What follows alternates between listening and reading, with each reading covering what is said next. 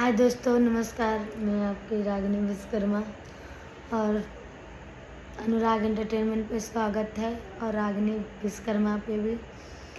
तो आप लोग को छठ गीत सुनाने जा रहे हैं।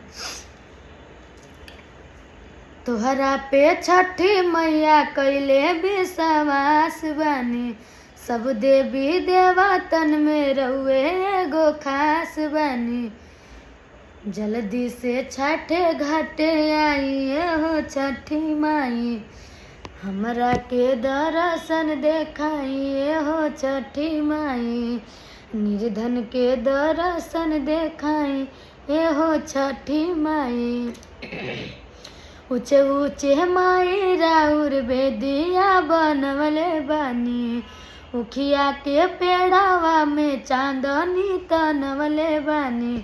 होखी ना हमरा पे होखी ना सहाय हो छठी माई।